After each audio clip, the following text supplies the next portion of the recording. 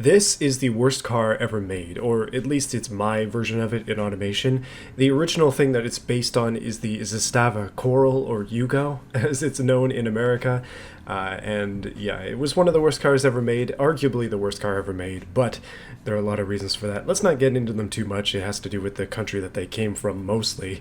The thing is, in-game, you can only make cars so bad. It's got negative 15 quality. This version of it has a uni-rear wheel, which they didn't have, but I think it's kind of funny, so I put it on there a long time ago. This version of the car also has a very cool 37.8 horsepower out of a 1.8 liter inline 4.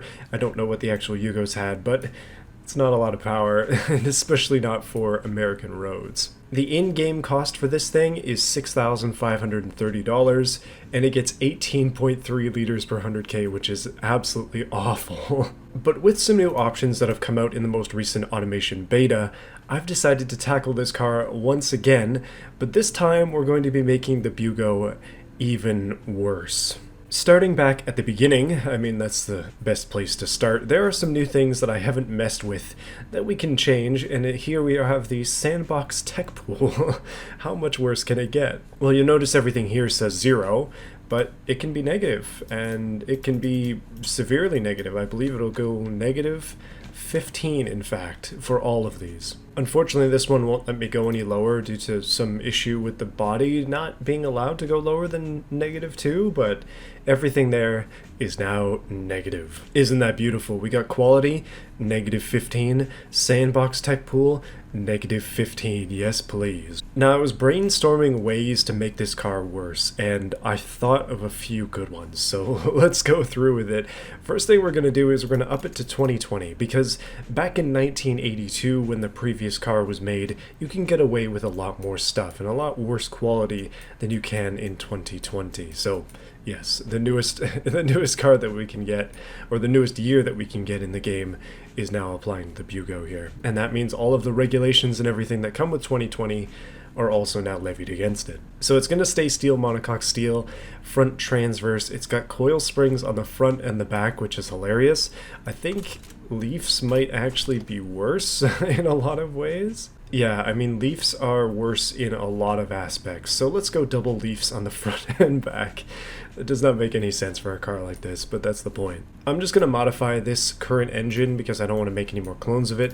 It's broken in the current iteration of the game anyways. It doesn't want to work. So yeah, we may as well make something worse. So she's an inline 4, let's make it an inline 3, cast iron push rods with cast internals, 1.3 liter, let's make it a 500cc banger.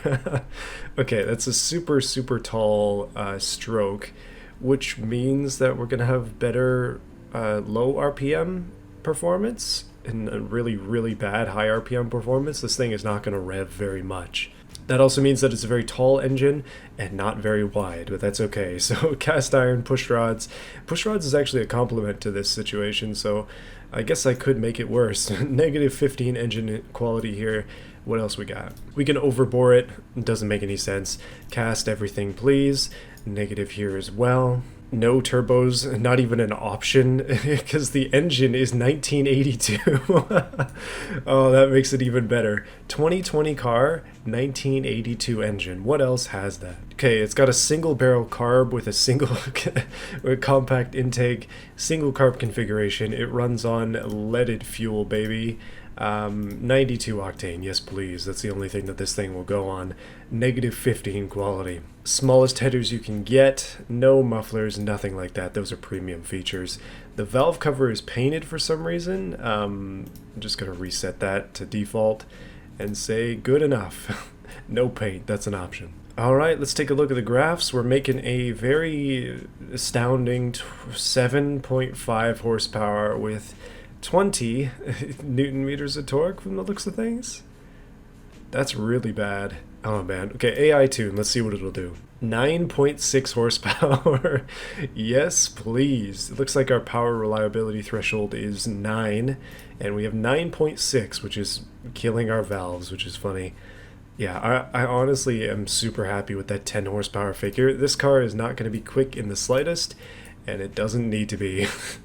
Torque's not bad though, honestly. That's not bad at all. Just for the context, you can buy a garden tractor with double the horsepower of this at Home Depot. Easy. You want to hear what it sounds like? I'm a little scared. Okay. I mean, it works. Let's do a pull.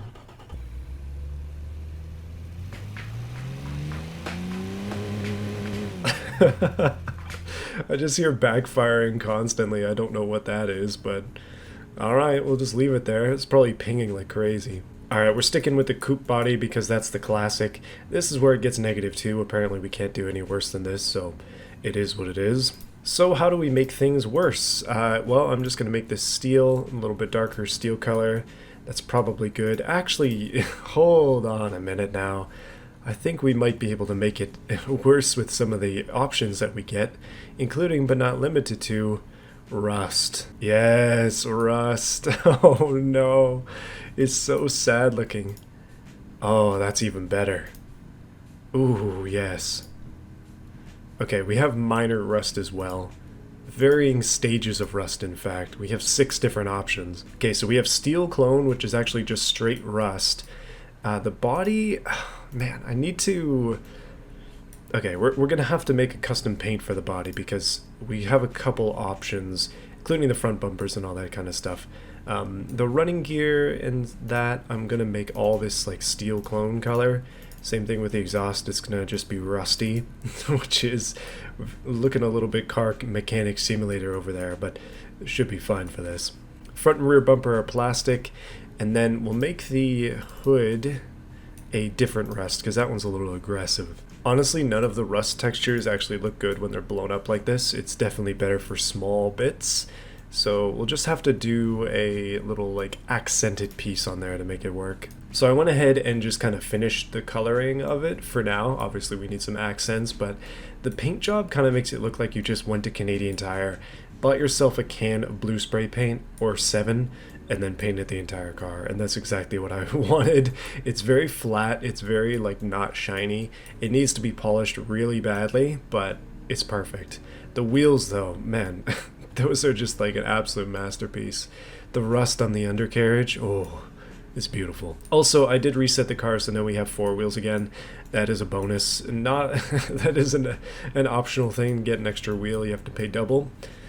Don't ask me, I didn't make the rules. So why do we need 2 mirrors? Like, that's just expensive, right? So cut one of them off and you're done. It has 1 front wiper, which is funny, and then it has 1 rear, but let's just cut the rear off, you don't need that. And the front one is rusty as well, although it does look like copper there instead of rust, but whatever, close enough. So one of the things I've been wanting to do is make a video on how to do interiors, just like super simple interiors.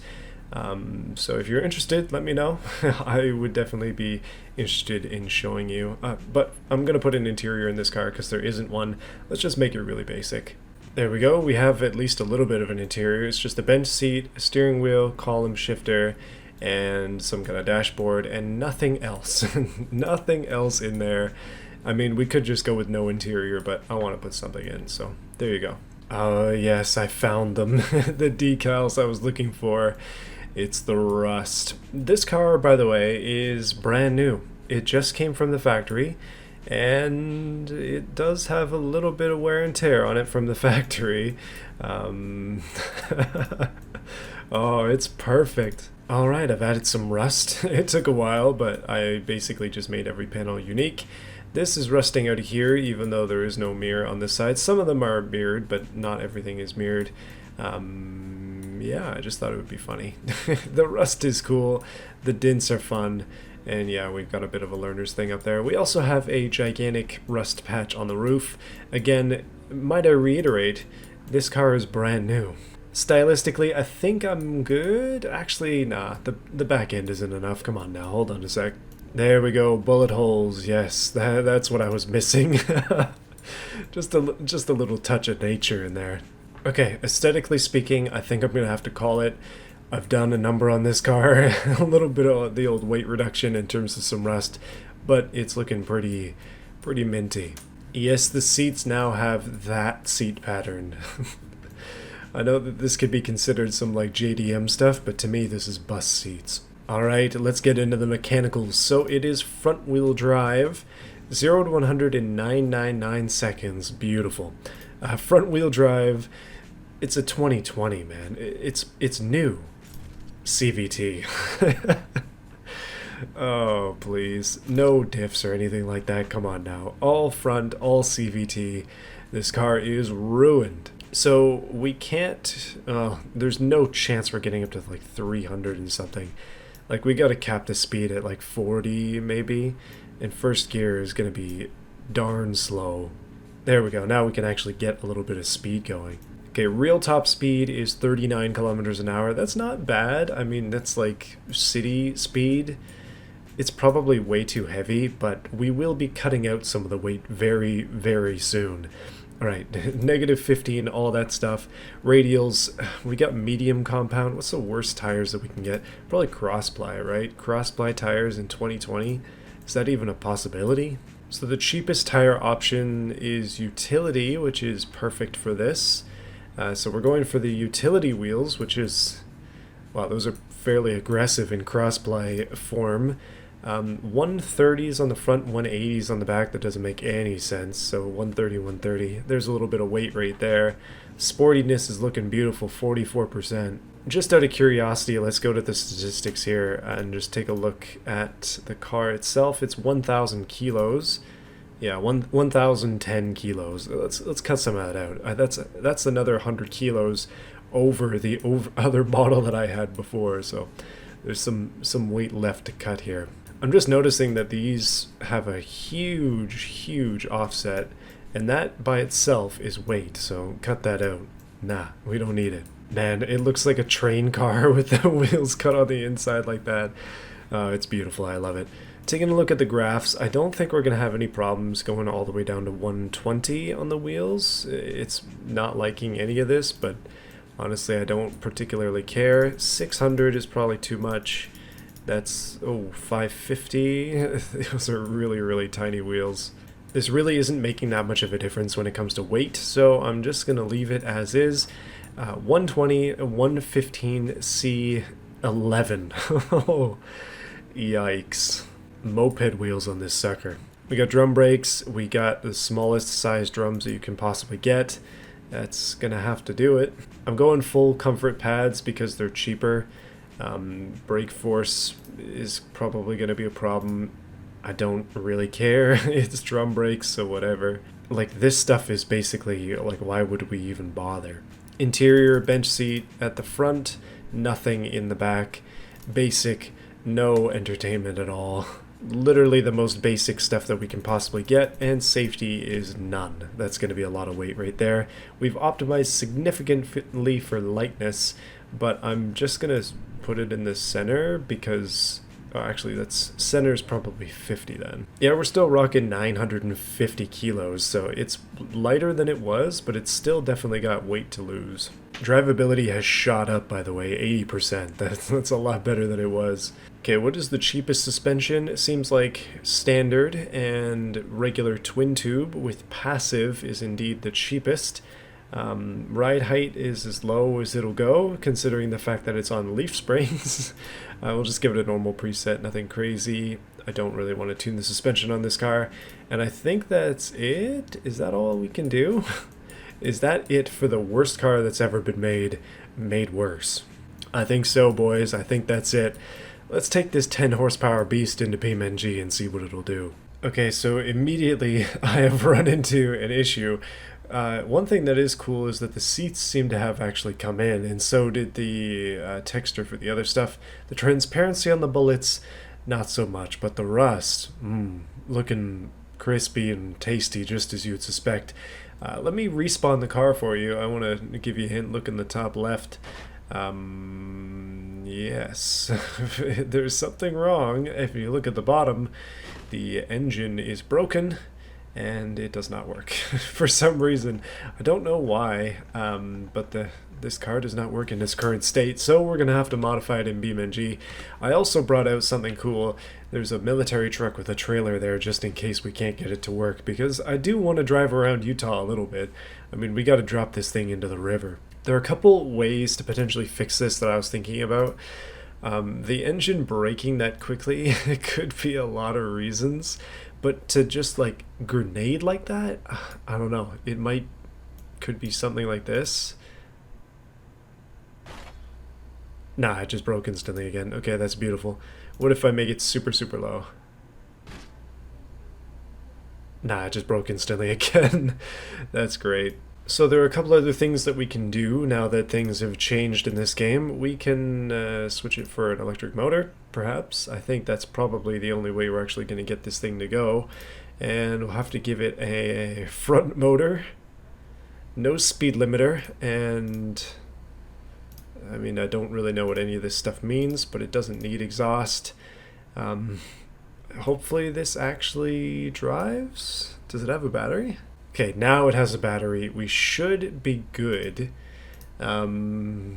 Yeah, okay. We're going electric. This is not quite the way I anticipated it, but somehow it is worse. Can you imagine what the battery in this would be like? Just picture like 3 car batteries strung together with like piano wire. That's basically what you can expect. This is like one of those cheese cars. I don't know what they're called. Okay, forwards. Oh my goodness, it actually works. Hold on a sec. Now that I know that it actually functions, I gotta go back to the transmission and fix it. Front motor regenerative braking torque, I'm gonna turn that down like significantly. We don't have a rear motor. We don't have the opportunity to do any splitting or anything like that. Regen braking just seems like a lot for this. Now it's still running a CVT. Do we have the ability to change that? Probably not. Okay, let's just give it a go without the regen braking and see if that is any quicker. Obviously not. This thing is slower than walking, which is amazing. It might actually do some decent speed because it appears to have particularly long grading. But so long, military truck that I spawned for no reason. It actually drives 10 horsepower, 950 kilos, but it might be heavier now that it has a battery. Wow. The engine is still there in the model. I'm driving on the wrong side of the road. It does make some interesting noises at the very least. Just listen to the road noise and stuff. It's weird. Yeah, I don't know if you'd be able to hear that. The river's down there. Any sort of hill is going to be a disaster. 30 kilometers an hour, that's not good for what I'm going for, but this is the future of electric cars, maybe. If we have to stick with like lead acid batteries. This is like what electric cars were like in the 70s. Like super, super slow.